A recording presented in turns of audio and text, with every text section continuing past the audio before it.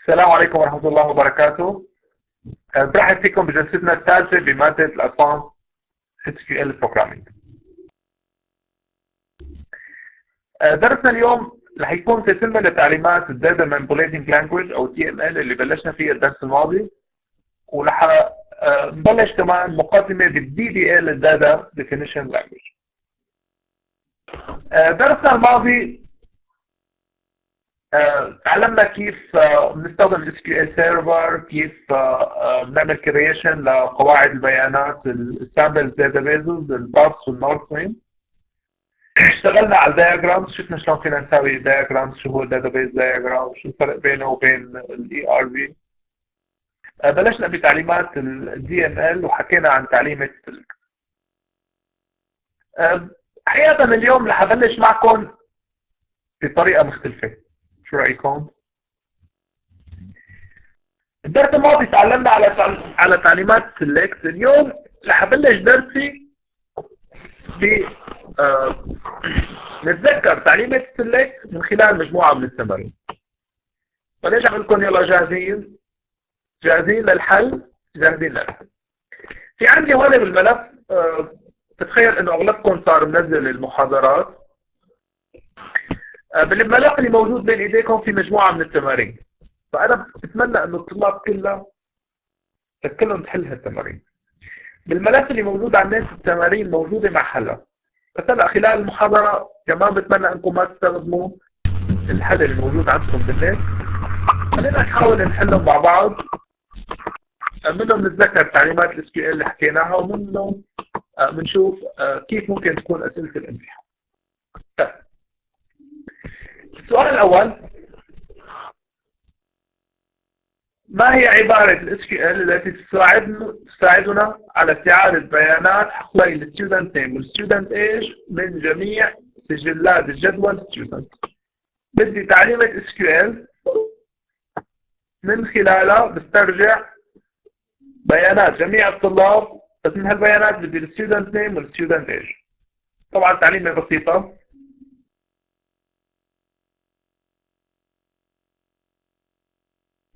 رح اعطيكم التمرين واعطيكم دقيقة لتكتبوا لي اياه.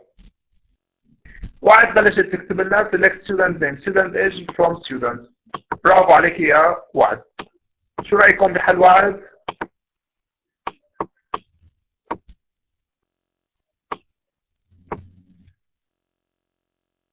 في شيء غلط؟ ممتاز. التمرين اللي بعده، نحن تعليمة ال SQL هي هون تعليمة بسيطة. اسم الجدول student، بدنا الحقلين student name و student age لجميع الستودنت. ننتقل للتمرين اللي بعده. ما هي عبارة SQL التي تساعدنا على استعادة جميع السجلات من الجدول؟ أي جدول؟ جدول student.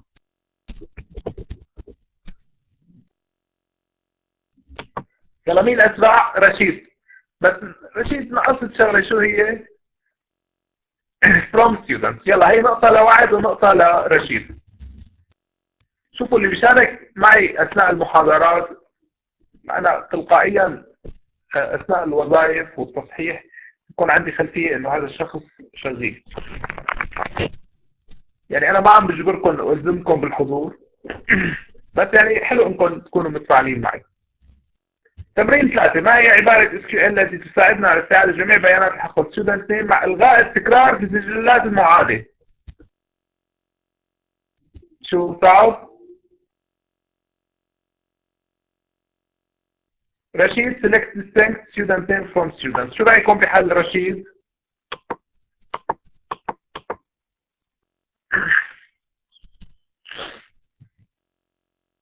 والله المنافسة قوية بين رشيد ووعد. distinct شو يعني؟ distinct وقد يكون إلغاء القيم المكررة بالنتيجة. يعني إذا أنا كان عندي النتيجة فيها قيم مكررة فبيتم إلغائها، بس انتبهوا إنه القيم المكررة على جميع الحقول اللي أنا عامل select لها. أوكي، يعني إذا كنت عامل select للفيرست نيم واللاست نيم، لازم الفيرست نيم واللاست نيم يكون فيه مكررين لحتى الغي التكرار. اما اذا عامل سيلكت للفيرست نيم وكان في عندي اكثر من واحد اسمه طارق فبيرجع لي قيمه واحده هي طارق. انتبهتوا؟ طيب معناها علي نقطتين لرشيد ونقطه لوعد. التمرين اللي بعده،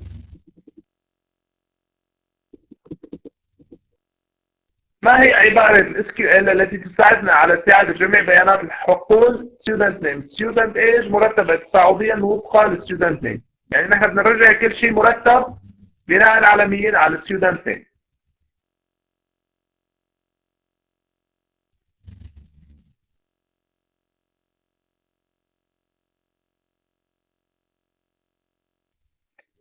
رشيد select student name student age from students ordered by student name.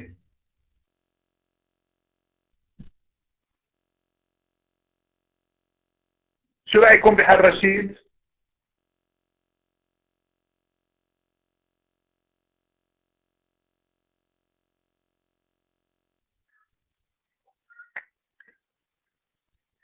طريف قال لك ايش؟ باقي الشباب وعد. بتعرفي ليش عم يتبع سياسه رشيد؟ انه يكتب جزء ويبعد، يكتب ويبعد، يكتب ويبعد. طيب هي 3 نقط لرشيد ونقطه لوعد. رشيد رح اطلب منك شغله، انك تتمهل بس على رفقاتك يفكروا بالحل. شو رايك؟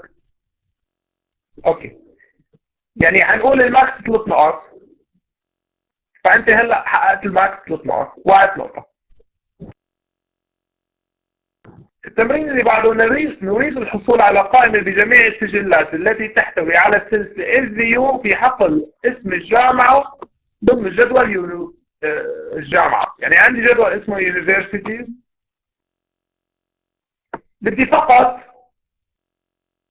الجامعات اللي بيتضمنوا SVU، يعني سلسلة SVU، يعني اسم الجامعة فيها SVU.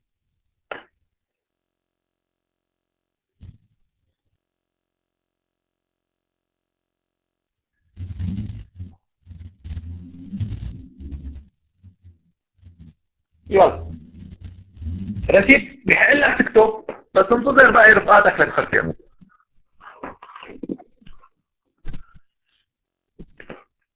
طبعا نحن الهدف هو المشاركة الأكبر، يعني يصير في مشاركة لباقي الطلاب. أحمد طريف select name from university where university name like SVU. صح بس فيها غلطة. مين بيقول لي شو الغلطة اللي كتبها أحمد طريف؟ هلا مو غلطة كثير كبيرة. رشيد عم يقول لك الغلطة الأولى SVU أحرف كبيرة capital letters. تمام. طيب في غلطة ثانية، شو هي؟ كمان على السرعة أحمد أنت هيك نسيت عندك شغلك صح. اسم الجدول مضبوط وعد. اسم الجدول يونيفرسيتيز وليس يونيفرسيتيز. فحل التمرين الخامس هو select name from universities where university name like SVU.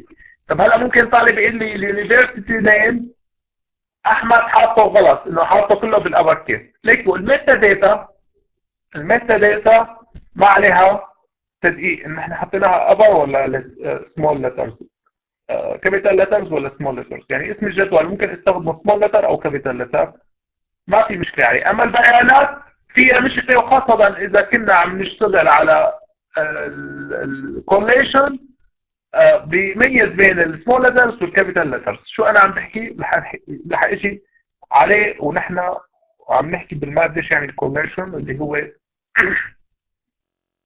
الانكودنج اللي انا عم بشتغل عليه. اجمالا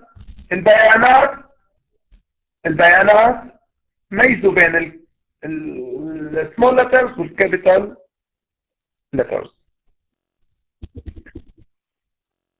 هي نقطة راحت لطريف. التمرين اللي بعده،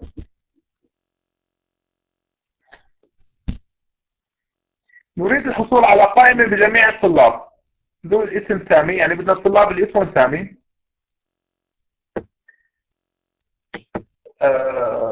طبعا بحقل student first name بجدول SVU students واللي أعمارهم بين 20 و 30.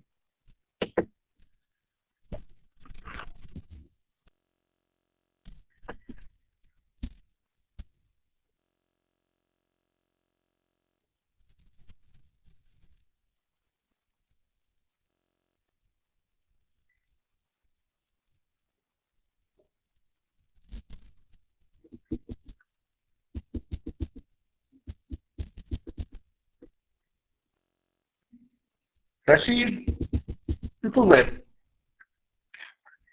احنا اتفقنا نعطي فرصة للباقي.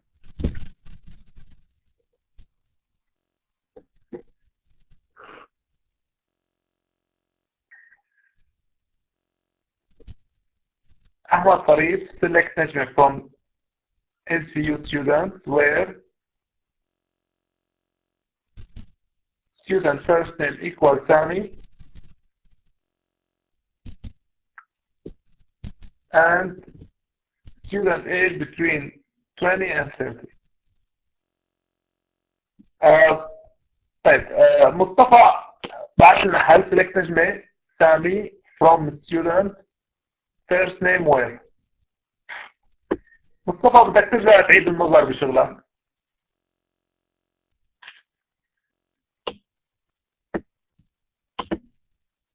يعني في أخطاء.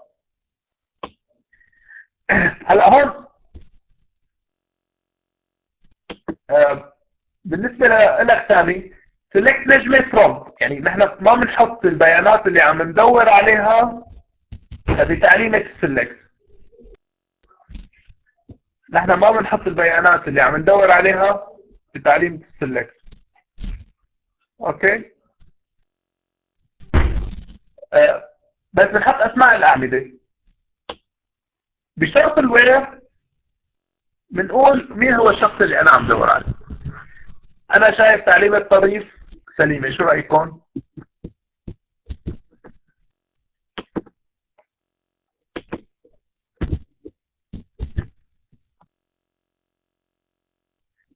وعاد ما شفت تعليمتك. انت بعتي قبل select نزل from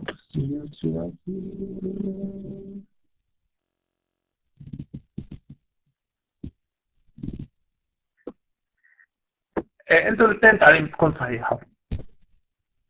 تعالوا نشوف تعليمة طريف.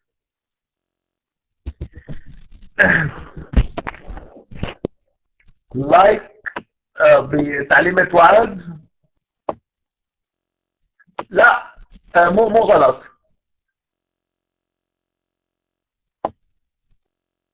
ايه مو غلط.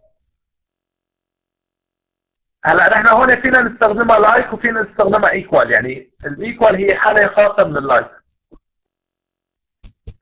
وعادة بالنصوص ما بيساووا ايكوال، بيساووا لايك. يعني حتى انتم تعلموها انه ما تستخدموا ايكوال في النصوص، استخدموا لايك. يعني لو حتى ما حطيتوا الوايلد كاركتر يعني لتدلوا انه احنا عم نشتغل على تكست.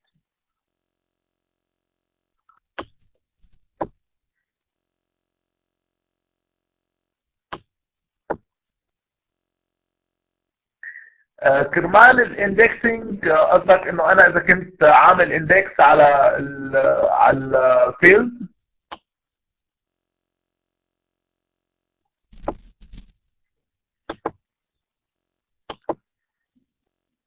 هلا ممكن بهالحاله هيئة يعني بدي اقرا عن هالموضوع. ماني متذكر تماما. اذا ما في وايلد كارد كاركتر فبتخيل انه هو يعني ما عنده مشكله. اللايك والايكوال نفس الشيء. ما حجاوبك لحتى اقرا عن الموضوع اكثر. يعني بدي اشوف الاس كيو ال سيرفر شلون بيشتغل.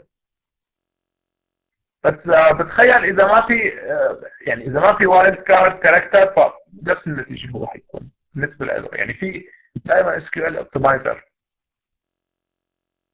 اوكي يعني اس كيو ال اوبتمايزر هو اللي بيحدد مين الاندكسات اللي بده يشتغل عليها وشو التعليم وشو الافضل.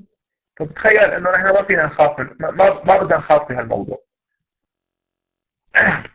طيب فبالتالي التعليم الصح select national from SVU students where student first name equals Sami and age student age between 20 and 30. هلا هون بس في ملاحظة أنا حابب أحكيها. البتوين بياخذ ال 20 وال 30 ضمنا. يعني ال 20 وال 30 ضمنا بيكونوا. كان فينا نكتبها بطريقة ثانية إنه الستودنت ايج أكبر أو يساوي 20 and صحيح رشيد الستودنت ايج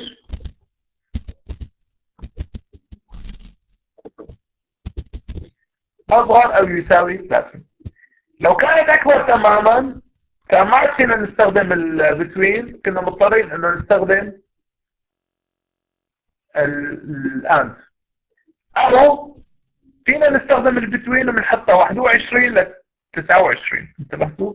يعني إذا كانت 20 و 30 مو ضمن الرينج وأنا فيني أستخدم البتوين وبكبر واحد، يعني بحط من 21 ل 29.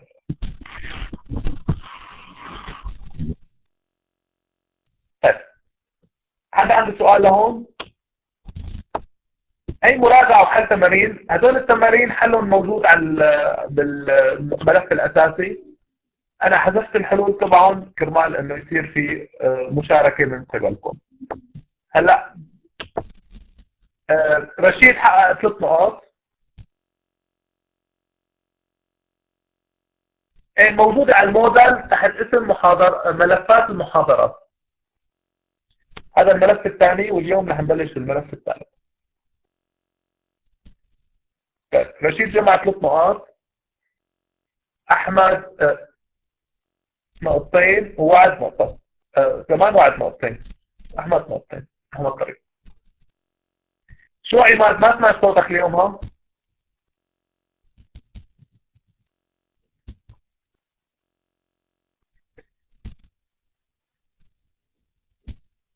ومصطفى اعطانا جواب بس ما كان صحيح. برضه اي محاولة انا بحترمها، يعني الطالب وقت بيحاول انه يكتب حل فانا بحترمه.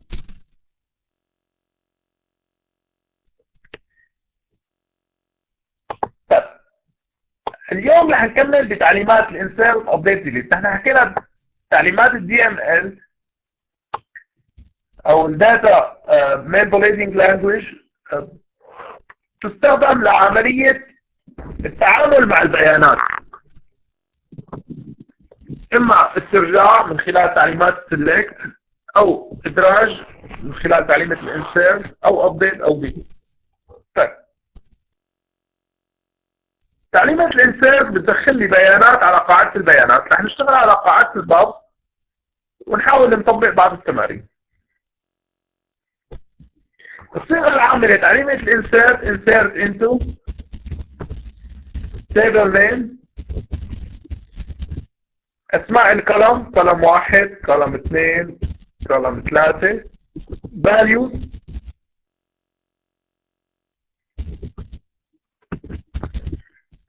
val 1 val 2 val 3 الى اخره. طبعا هون كولم 1 كولم 2 كولم 3 الى اخره. مثلا كولم n وهون val.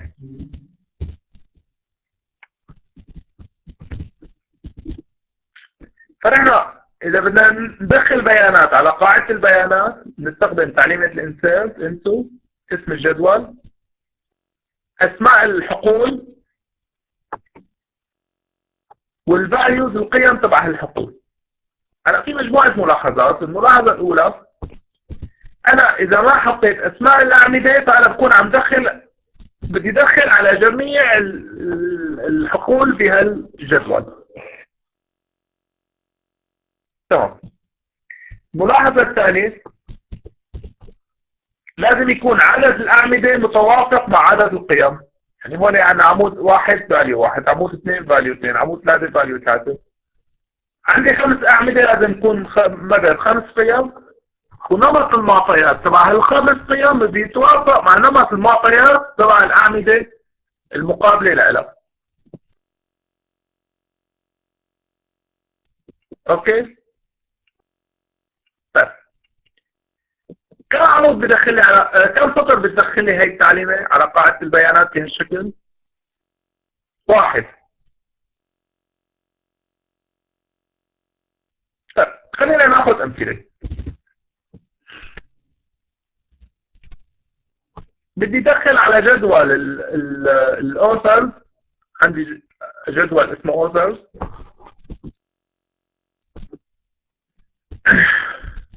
هذا هو، هي الاعمده تبعه. فانتر انتو اوثرز.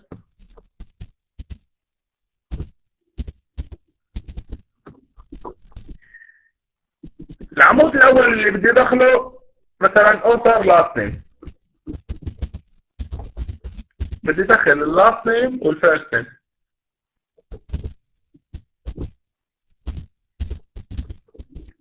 بحيث اللاست نيم مثلا صافي والفيرست نيم طارق.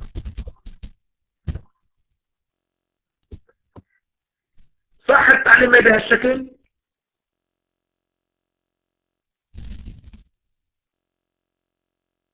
لا. شو رايكم بقى الشباب؟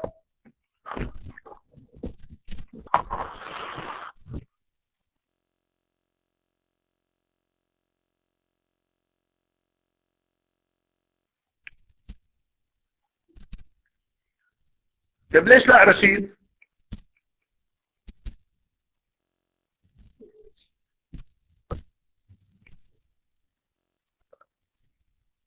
اها، انتبهوا لنقطة.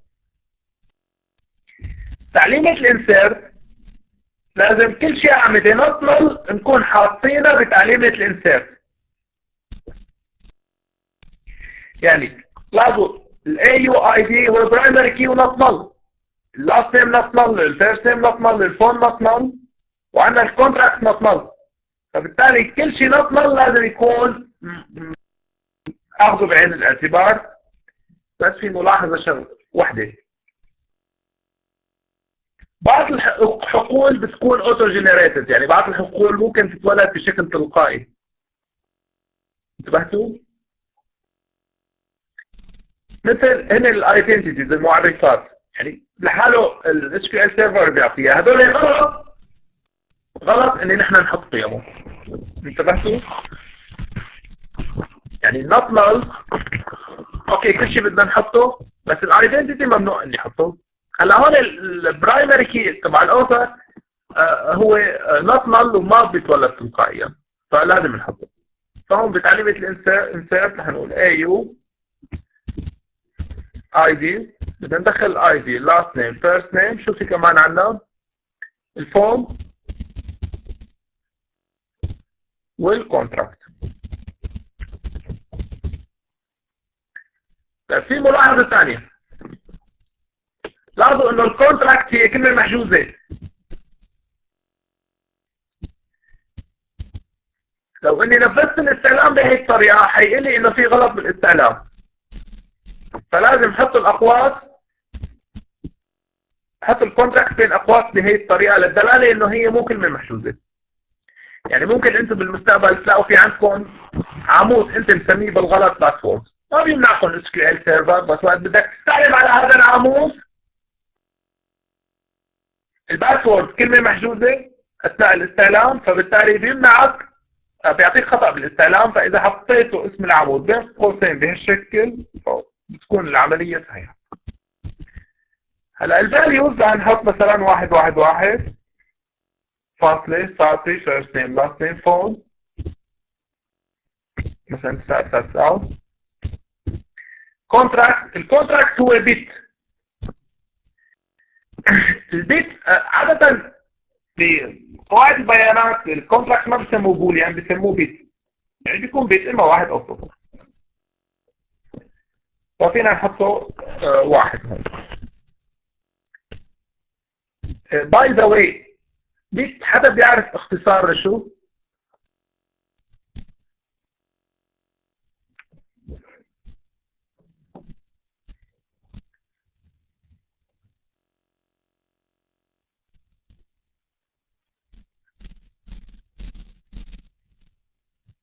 هلا هو صحيح هيك سؤال يعني بجوز يكون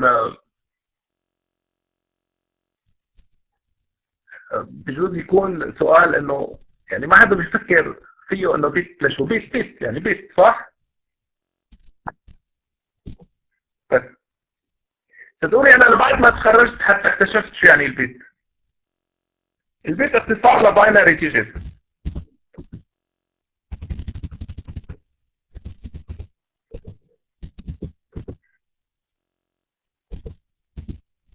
ايه بس هو اختصار لباينري ديجيت. باينري ديجيت بيت باينري ديجيت بيت باينري ديجيت يعني هو خانه ثنائيه واحده. طيب فبالتالي هون في نمط بالاس كيو ال سيرفر اسمه بيت، هو بياخذ قيمه اما صفر او واحد. انا اذا عملنا اكزكيوت في غلط، عم يقول لي انفاليد. دائما وقت بتنزلوا استعلامات خلي عينكم على المسجز. المسجز بالاس كيو ال سيرفر اول شيء في رقم للمسج 208، المستوى الخطا 16 والحاله واللاين،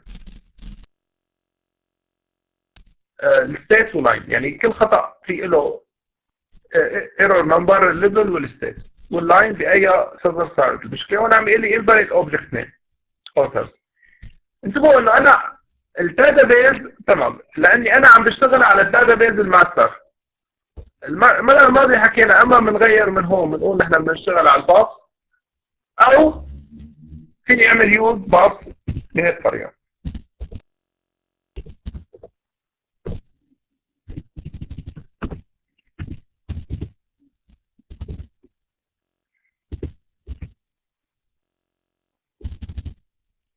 اوكي هلا الانسيرت انتو ما اشتغلت كمان. شو قال لي the insert statement conflicted with the check constraints. بالدروس القادمه رح نتعلم انه نحن فينا نحط قيود على قاعده البيانات، يعني في check constraint. حقيقه اذا حاولنا نشوف جدول الاوثرز رح نلاقي بجدول الاوثرز انه في طريقه في كتابه الاي دي هو بيشيك من خلال التشيك كونسترينت انه نحن كاي دي بهالطريقه او لا. يعني انتبهوا انه هون نحن بطريقه توصيفهم لازم 3 خانات، خانتين 4 خانات بيناتهم داش. فهون الاي دي انا حطيته غلط، صار 3 خانات، خانتين مثلا 4 خانات. اذا عملت اكزكيوت بينفذ صح.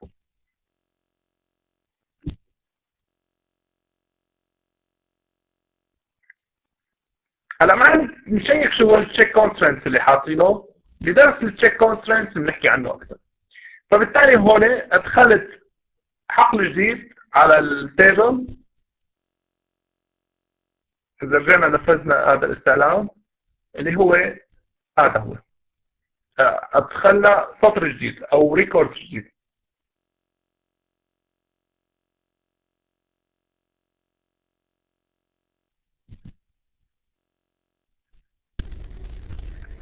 مصطفى اوكي بشوفك الدرس القادم. يعني حاول انه اللي راح عليك ترجع، اللي حيروح عليك ترجع تحضره من جديد. اوكي مصطفى كمان طريق خلص شحن اللابتوب. طب يلا ناظروا لاخر لحظه بركة اجت الكهرباء.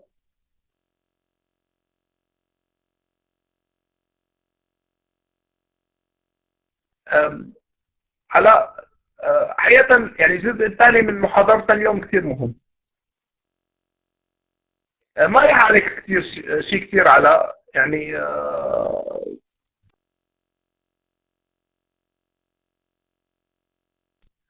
فبالتالي بلغة الدي ام ال اللي خلص شحن اللابتوب يناضل معنا لاخر رمق لحتى نشوف بركة يعني بيحسن يحضر وقت اطول. فشفنا تعليمة السلكت، هي تعليمة الانسيرت. التعليمة الثالثة بتعليمات الدي ام ال هي الابديت. في حدا عنده؟ في شكل ثاني من اشكال الانسيرت، هي انسيرت انتو سيلكت فروم، بنحكي عنه بالمستقبل. بس هلا نحن الشيء اللي عم نشوفه هو تعليمة الانسيرت لريكورد واحد.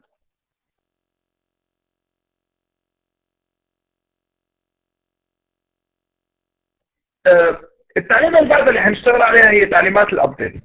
نحن لحتى نحسن نعدل على قاعدة البيانات نستخدم تعليمة الابديت في الشكل update table name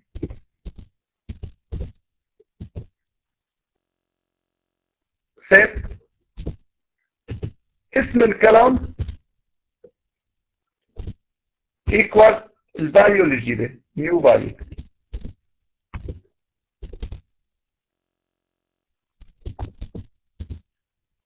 فاصلة كلام 2 equal مثلا new value 2.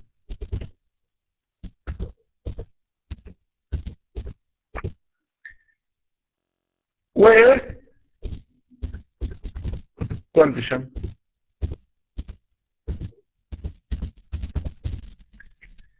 الصيغة العامة لتعليمة الابديت ابديت اسم التيبل، حط لي القيمة الجديدة تبع الكلام 1.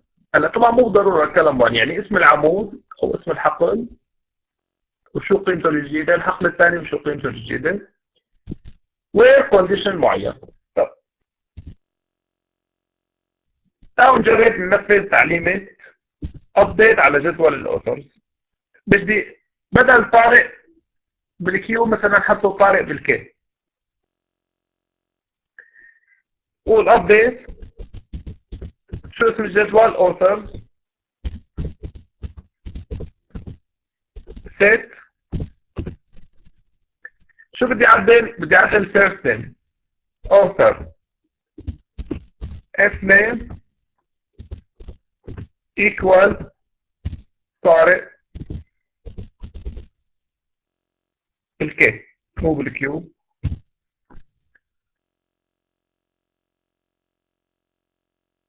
طيب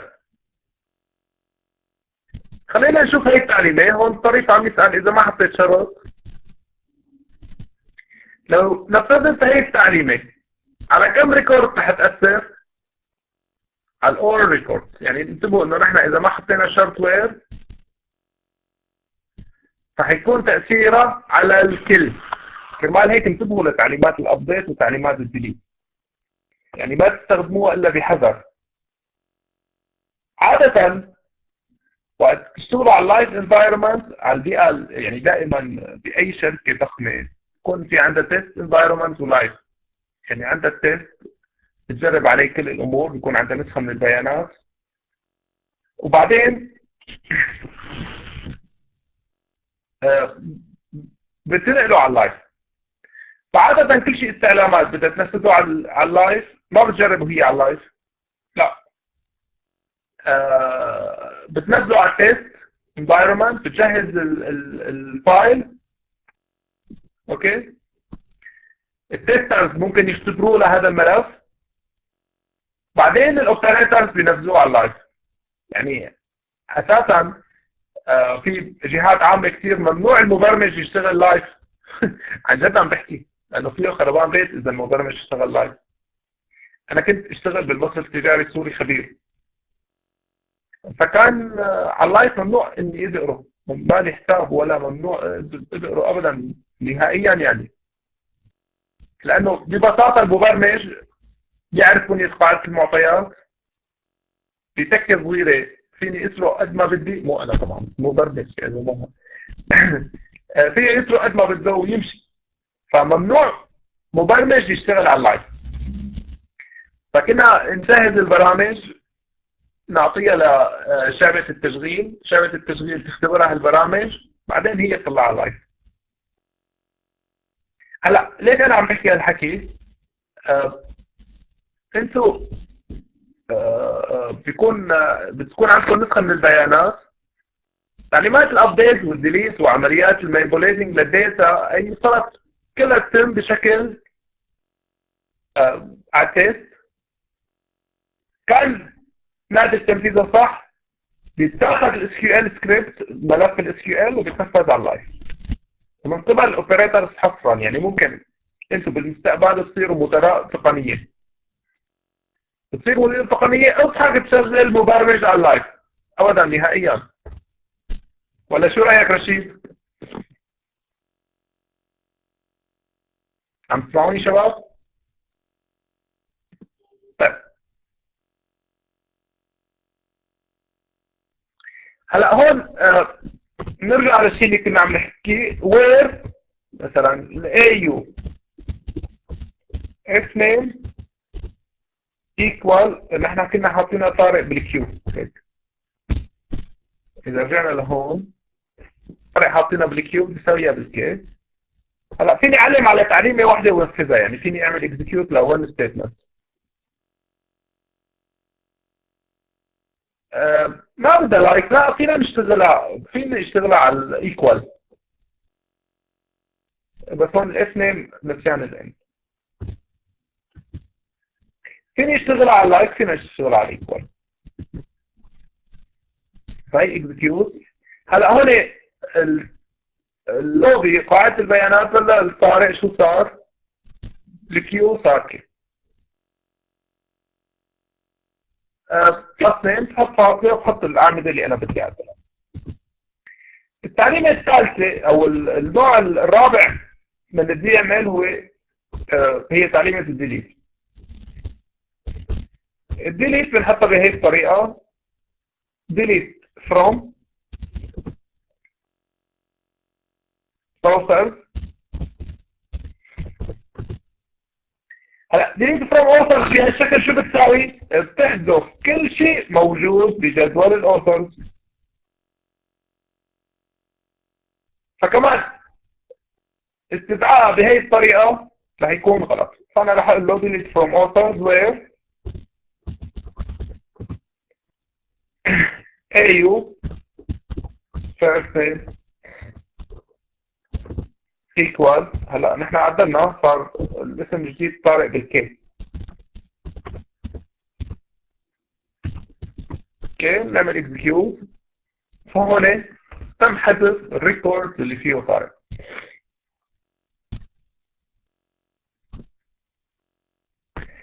في تعليمات الديليت والابديت انتبهوا انه كل ريكورد بيحقق لي الوير كونديشن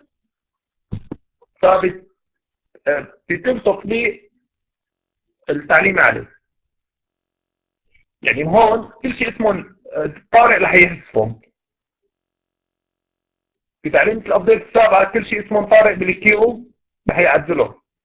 فمو بالضرورة انه ريكورد واحد اللي حينحذف، كل شيء ريكورد بتحقق لي الوير كونديشن بتم حذفها. اوكي طيب في سؤال لهون؟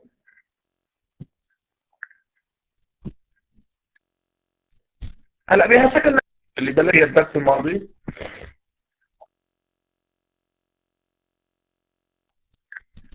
هلا بتمنى منكم الامثله اللي موجوده بين ايديكم بالملفات تحلوها كلها.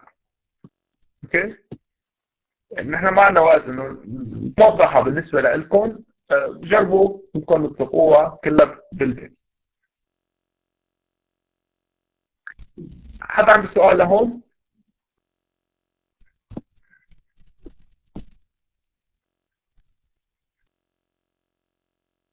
طيب هلا رح ننتقل لموضوع اغراض المعطيات.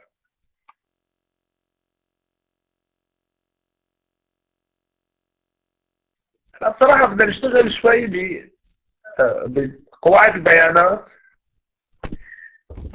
كيف فيزيائيا الاس كيو ال سيرفر بيتعامل معه، والتعامل مع الاغراض الاساسيه مع قواعد البيانات. فالمحاضره الثالثه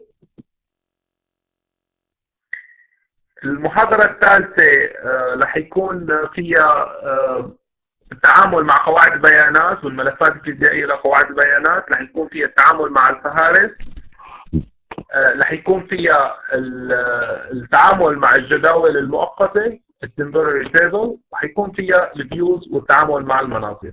فحقيقة رح يكون عندنا 5 مواضيع. الموضوع الأول هو أو 4 مواضيع. الموضوع الأول هو التعامل مع قواعد البيانات. نفهم أكثر شلون ال SQL سيرفر بيشتغل على قواعد البيانات. الموضوع الثاني التعامل مع المناظير، التعامل مع الفهارس، والتعامل مع جداول الموقع. بصف امبارح نحن بس لحقنا نشتغل على موضوع التعامل مع قواعد البيانات. فبالتالي الفيوز والاندكسز والتمبرري تيبلز هذول المواضيع الثلاثه اللي بنشتغل فيهم الاسبوع القادم. درسنا اليوم رح نكمل في قواعد البيانات. علاء عم يسالني انه ما في امثله. علاء نحن اول ربع ساعه حلينا فيها امثله عن تعليمات السلكت، فبصراحه اخذنا امثله بما فيه الكفايه. بتمنى انك ترجع تسمع المحاضره اوف لاين. حلينا شيء 8 تمارين الطلاب حلوها. حاول انك تحلها انت لحالك وقت بدك تسمع المحاضره اوف لاين، وشوفي عندك اسئله فيك تسالني. فيك تفتح الملف تبع المحاضرات، يعني نزلوا محاضراتكم من البيت، افتحوا الملفات وطبقوا انتم الامثله على اجهزتكم. اوكي؟ طيب معناها تتم جلستنا اليوم رح نشتغل بالتعامل مع قواعد البيانات. قواعد البيانات بال SQL سيرفر نحن بنعرف شو هي تعريف قواعد البيانات، حكينا عن قواعد البيانات من قبل. بال SQL سيرفر او اي قاعده بيانات فيها مجموعه من الملفات الفيزيائيه. يعني نحن بنعرف انه قاعده البيانات بالنهايه هي عباره عن البيانات مرتبطه بشكل لوجيكي او بشكل لوجيكال، بشكل منطقي، بس بالنهايه بتتخزن بملفات فيزيائيه.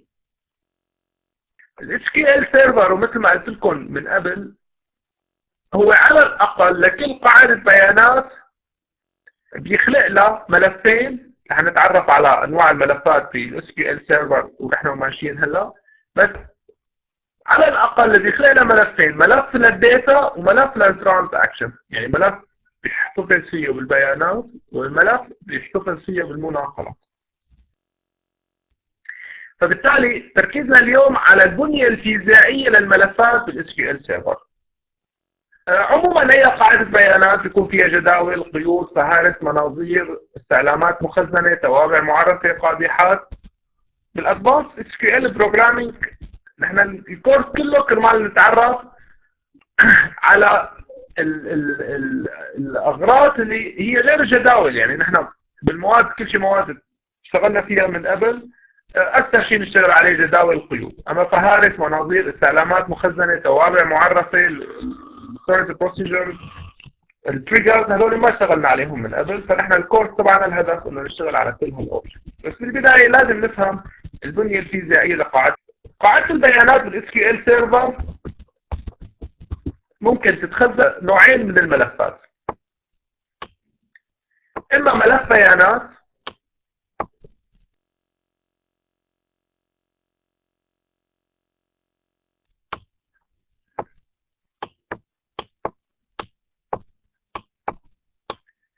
او ملف مناقلات، او هو اللوج فايل.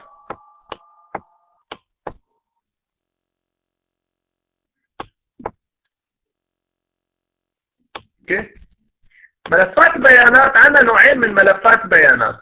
في عندنا ملف بيانات اساسي برايمري فايلز او ملفات بيانات اساسيه، وفي عندنا ملفات بيانات ثانويه.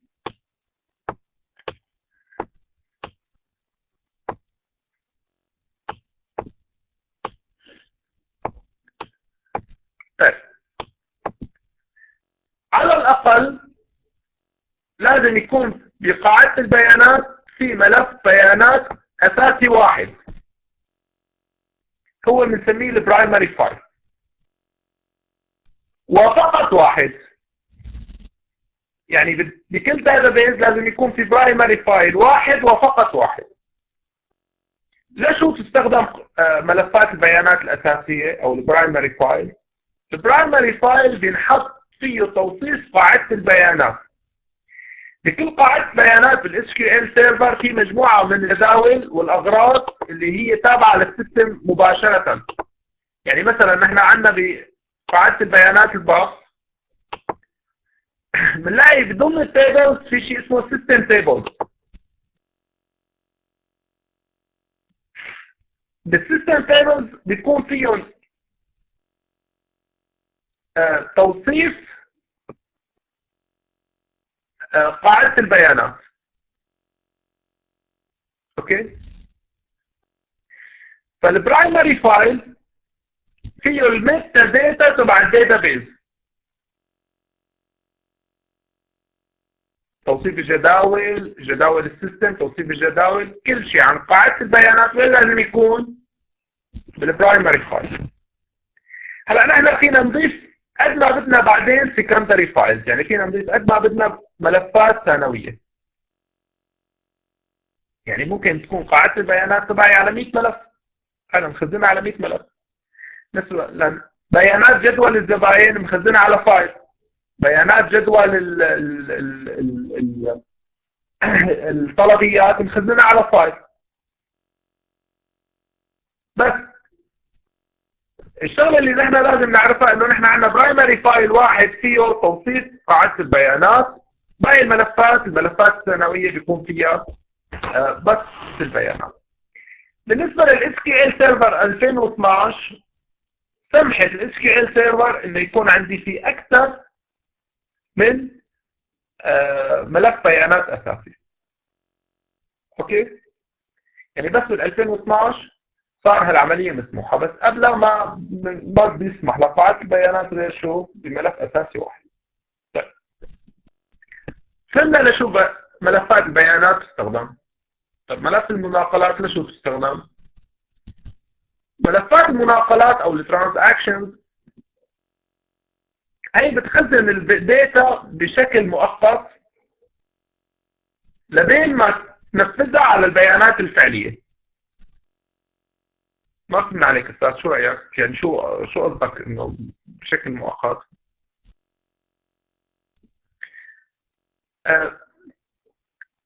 احيانا بعمل مناقله انه انا بدي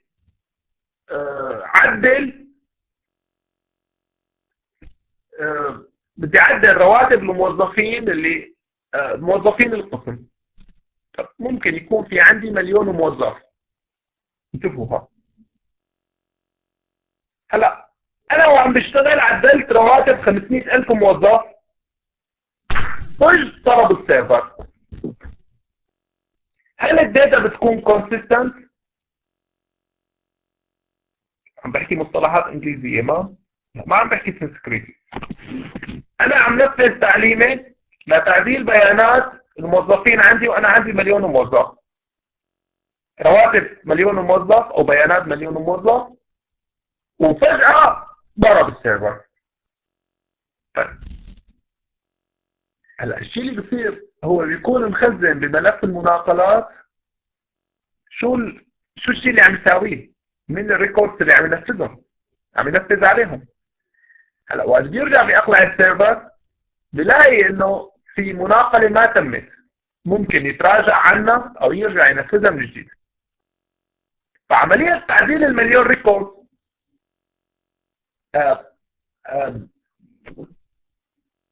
تنحط بشكل تمبرري عمليات التعديل بالمناقلات، وبعدين تنحط تتهجر لملفات البيانات. ممكن يصير رول باك، ممكن ضرب السيرفر، فنحن بنعرف الستاتوس، التعليمات اللي عم تتنفذ، شو الاشياء اللي عم تصير بملف المناقله. طيب بالنسبه لنا بالاس كيو ال سيرفر في سؤال لهون، هل الملفات الاساسيه هي بيكون الميتا داتا بيكون فيها توصيف البيانات؟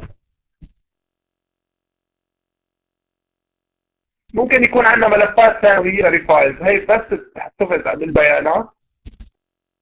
اللاحقه تبع السكندري فايلز هي ان دي اف. البرايمري فايل شو بيكون؟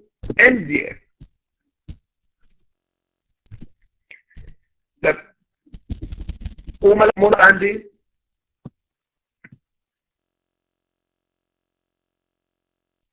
كمان ممكن يكون اكثر من ملف ترانزاكشن لوج. فبالتالي ملفات مناقلات بتخزن تسلسل العمليات المنفذة على قاعدة البيانات ونسخ البيانات قبل وبعد أي عملية. كمان رح نشوف بالتريكرز إنه نحن فينا نعمل عملية معينة قبل ما يتم التعليمة بعد ما تمت التعليمة، يعني كمان ملفات الترانزاكشن بيساعدونا. طيب فبالتالي نحن وقت بنخلق قاعدة بيانات فينا نحدد الملفات اللي بدنا نستخدمها. اوكي، نحن الدرس الماضي تعلمنا كيف فينا نسوي قاعدة بيانات جديدة. فينا نروح نعمل create new database نسميه enter. عايز هون ضف لي قاعدة بيانات اسمها test. باي ديفولت القاعدة فيها ملفين. إذا شفنا خصائص هاي القائمة بنلاقي فايل. عندي ملفين، ملف برايمري وملف ترانزاكشن. هنا عندنا أي قاعدة بيانات مينيموم لازم يكون شو فيها ملفين. هلا أول شغلة فينا نعمل دروب لقاعدة البيانات، عملت لها ديليت. بس كان فينا نخلق قاعدة بيانات بتعليمة create database test. يعني نحن بدكم تتذكروا أي شغلة بنساويها على المانجمنت ستوديو في تعليمة SQL مقابلة لها. فالكرييت database test هي بتعملي creation لقاعدة بيانات بالديفولت فايل. شو اسمها قاعدة هالبيانات test. إذا عملنا ريفرش بنلاقي توالي قاعدة البيانات هي بالديفولت، يعني بالإعدادات الافتراضية لقاعدة البيانات. كمان فيني أعمل لها دروب، نعمل لها دروب بهي الطريقة. اوكي، فبنلاقي هون اعمل شو؟ اعمل دروب لقاعدة البيانات. بس قال نحن وقت بنخلق قاعدة بيانات فينا نحدد مين هن الملفات وشو اسمائهم وكل ملف وشو بيشتغل. اوه شلون يعني؟ شلون يعني؟ بدنا نخلق قاعدة بيانات فوق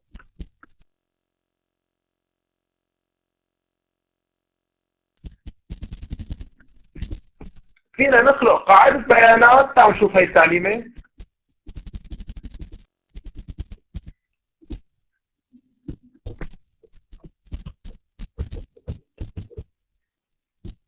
هي التعليمة رح تخلق لي قاعدة بيانات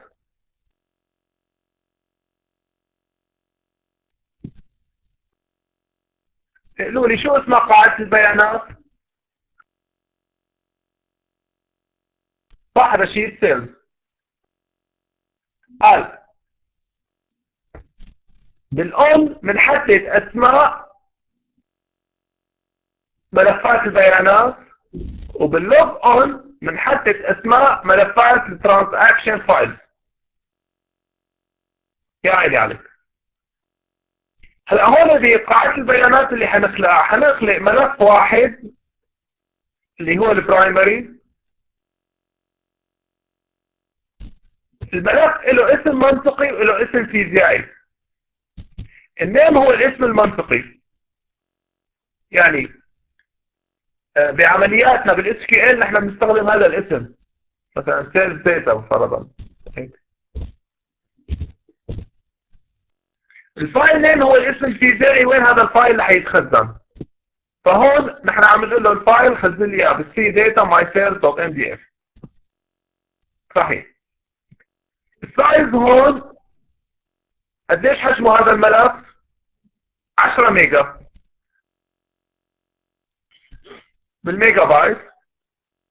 قديش الماكس سايز؟ انليمتد، يعني نحن فينا نكبره بضل عم يكبر هذا الفايل لحتى ياخذ المساحه التخزينيه للسكندري ستورج كلها، يعني النمو تبع هذا الفايل قد ما بده يكبر.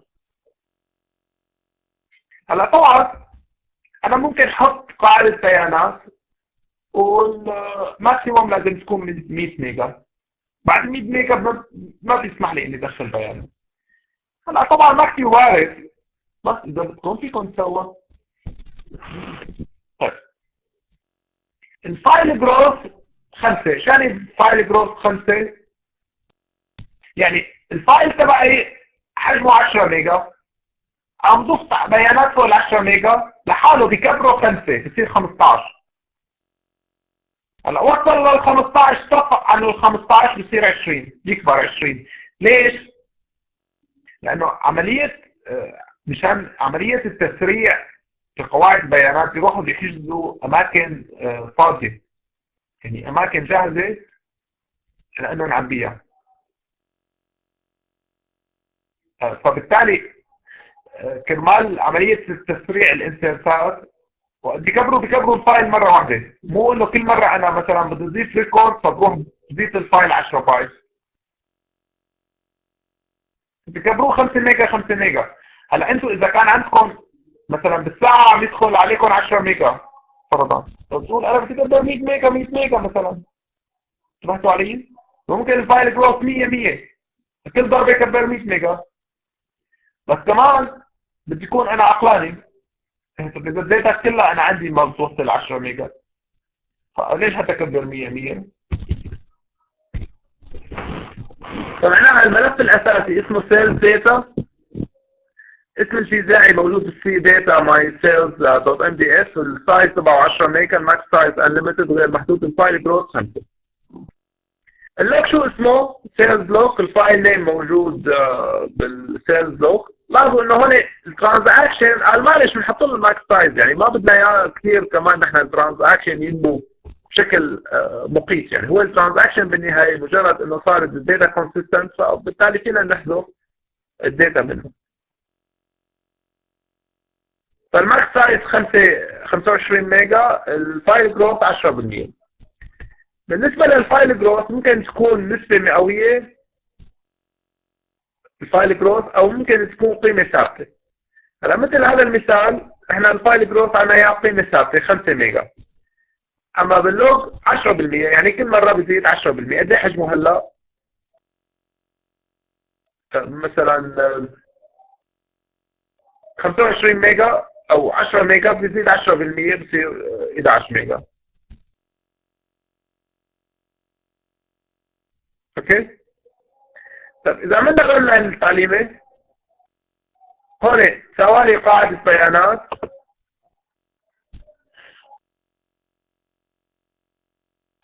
ما بعرف كان اعطاني غلط.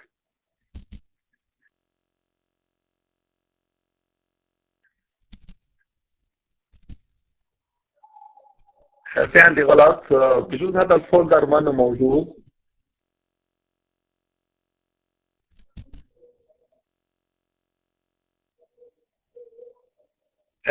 فولدر الداتا على السي. هلا في عندنا احتمالين، يا اما الفولدر لازم يكون منشينه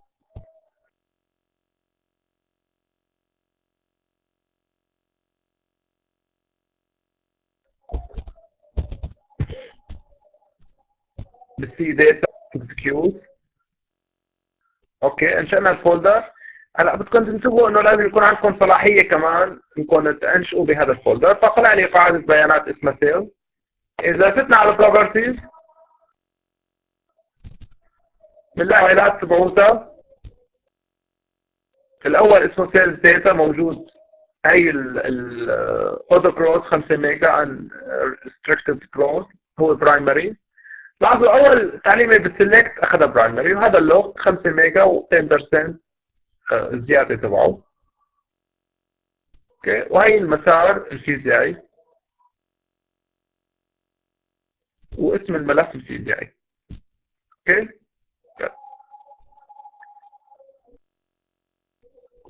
هلا نحن كان فينا نعمل هالعمليه بعمليه. نحن ليش بنحب انه نعلمكم اياها باس كيو ال؟ لانه احيانا كثير انتم مضطرين انكم تكتبوها اس كيو ال. يعني هون انا كان اساسا حطيت اسم قاعده البيانات سيلز، يعني من خلال واجهات. انا هذا بدي اغير اسمه سيلز داتا، حطها من هون سيلز داتا مثلا. هذا سيلز لوج. الانيشال سايز هذا 10 ميجا، هذا 5 ميجا. اوكي، هذا الجروث مثلا من هون فيني احددها.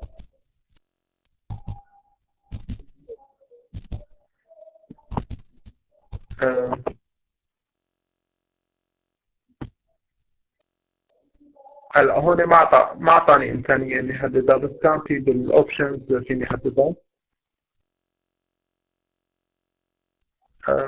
لا. لا ما فيني احددها. لاحظوا انه هون حتى ما اعطاني لا هيك هيك. هي اما باخذها ميجا بايت 10 ميجا بايت مثلا ليميتد او انليميتد. الفايلز بيحطها بالسي من هون، بقول له سي داتا. انتبهتوا؟ وهذا الثاني كمان بحطه سي داتا.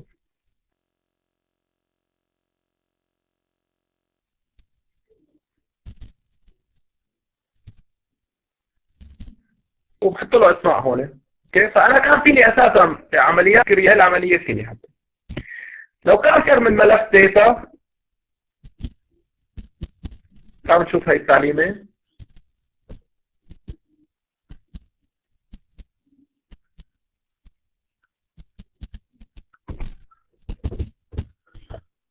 اوكي،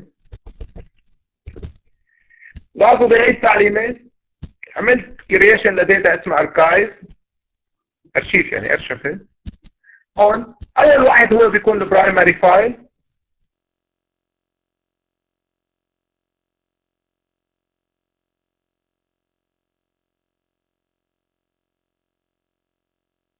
هذا هو هذا برايمري فايل. هذا الثاني سكندري فايل. لاحظوا البرايمري فايل حطيت السايز تبعه انليميتد، الجروث 5. السكندري فايل الاول مثلا السايز 5، الماكس سايز 15. سكندري فايل. هلا انا وقت بخلق تيبل بقول له على اي فايل بدي اياه يخزن بياناته، انتبهوها يعني انتم في شغلات ما اخذتوها من قبل، اللي هي انه انا وقت انشاء التيبل بقول له على اي فايل بدي انشئه. انتبهتوا؟ فبتصير تلقائيا بيانات هالتيبل بتروح على هذا الفايل. يعني نحن مو عن عبث عم نساوي سكندري فايلز ونحط فيها الداتا. طيب كم لوج عندي 2 لوج. الاول سايز 5 الماكس 10 والثاني 5 الماكس 20. بالنسبه لملفات المناقلات اذا تعمل اول بيروح تلقائيا بيعبي وين؟ بالملف الثاني. انتبهتوا؟ وانتم فيكم تنظفون هالملفات. فهلا اذا عملنا اكزيكيوت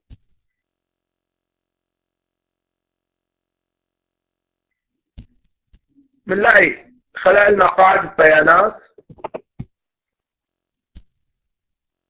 اسمها اركايف. اذا فتنا على الملفات تبعوتها هنلاقي عندك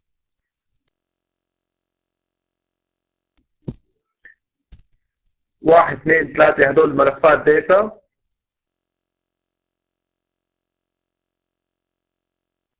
والملفات اللوكت نيك هدول هن.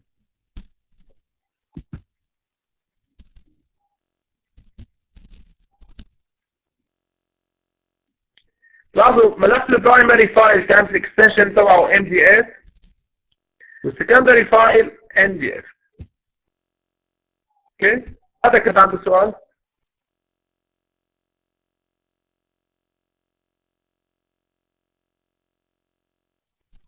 الدرس القادم ان شاء الله بنبلش بتغيير اسماء، شلون بدي اغير اسم قاعده البيانات، شلون نتعامل مع الفيوز المناظير، شلون نتعامل مع الفهارس. في عندنا شغل كثير بالدرس القادم ان شاء الله. بشوفكم الاسبوع القادم. محاضرتنا اليوم مفيده ممتعه. بجوز صعب شوي بقصه الملفات، ما بعرف اذا حدا مشتغل فيها من قبل منكم، بس طبعا نحن ذكروا انه عم نشتغل على الادفانس SQL بروجرامينج، يعني بدنا ولازم نتعلم على هيك شيء. بتمنى لكم التوفيق. بشوفكم الاسبوع الجاي. يعطيكم العافيه.